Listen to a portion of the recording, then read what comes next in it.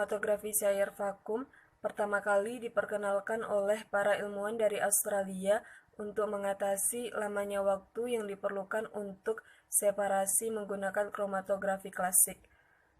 Metode ini pada dasarnya merupakan kromatografi lapis tipis dalam bentuk kolom. Pada awalnya, kromatografi cair vakum ini digunakan untuk pemisahan senyawa steroid dan produk-produk dari laut. Berikut merupakan bagian-bagian dari kromatografi cair vakum. Ini adalah kromatografi cair vakum. Yang atas ini ialah solvent, yaitu fase gerak. Ini silika, yaitu fase diam. Ini adalah flash to collect fractions, yaitu wadah penampung fraksi. Dan di tengah ini ada to vacuum, yaitu sambungan ke penghisap pompa vakum, di mana kelebihannya itu akan menjadikan tekanan pada kolom menjadi rendah dari tekanan atmosfer, sehingga aliran elusinya menjadi lebih cepat.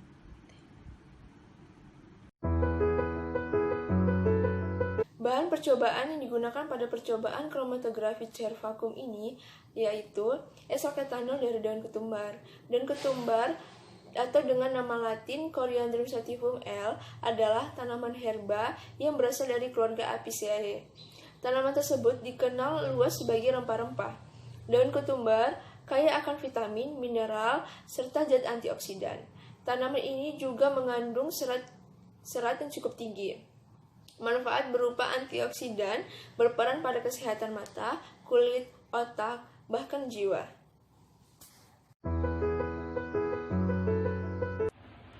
Pelarut yang digunakan pada metode kromatografi cair vakum ini ialah pelarut dengan tingkat kepolaran yang berbeda-beda, di mana pelarut disiapkan dari tingkat yang non-polar sampai yang paling polar.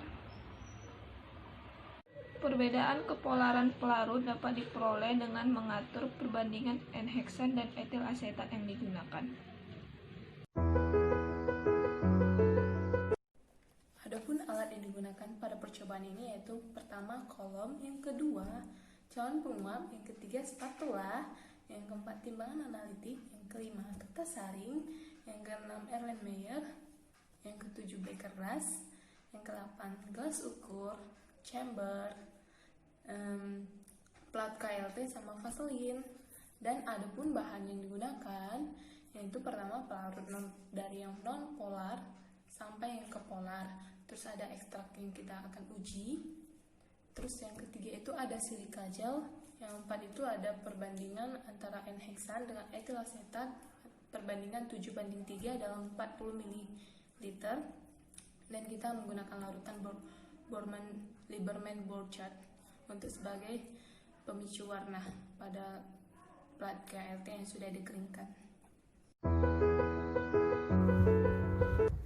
Selanjutnya saya akan menjelaskan prosedur analisis kromatografi hasil kromatografi cair vakum dengan menggunakan kromatografi lapis tipis. Berikut adalah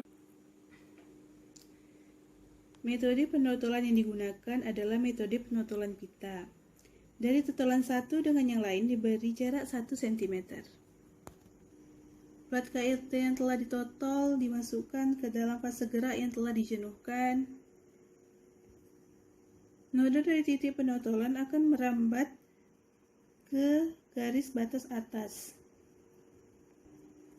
Kemudian plat dikeluarkan dan dikeringkan dan dilihat hasilnya.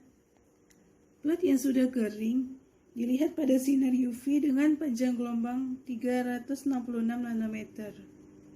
Kemudian hasilnya disemprot dengan penampak bercak Lieberman-Burchard, kemudian dikeringkan.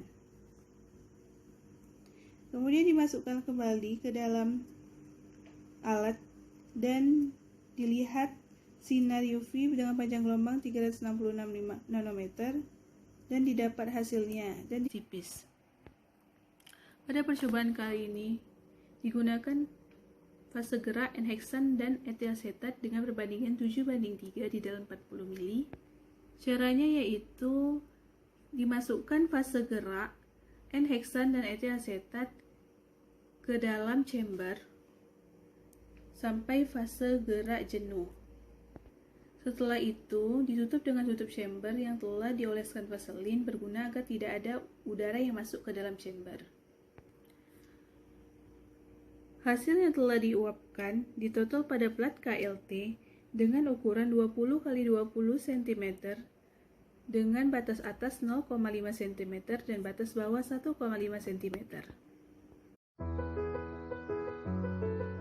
Baik, di sini saya akan menjelaskan fungsi penambahan bahan pada prosedur percobaan kali ini. Di mana yang pertama itu adalah silika gel 60. Jadi, silika gel 60 ini berfungsi sebagai penyerap, pengering, dan penopang katalis pada penyerbukan ekstrak etanol daun ketumbar. Kemudian yang kedua adalah fase gerak. Fase gerak sendiri terdiri dari N-heksan dan etilasetat, di mana perbandingannya adalah 7:3 dalam 40 mili. Dan N-heksan sendiri adalah suatu pelarut yang bersifat nonpolar sehingga berfungsi untuk melarutkan senyawa-senyawa yang bersifat nonpolar pula juga.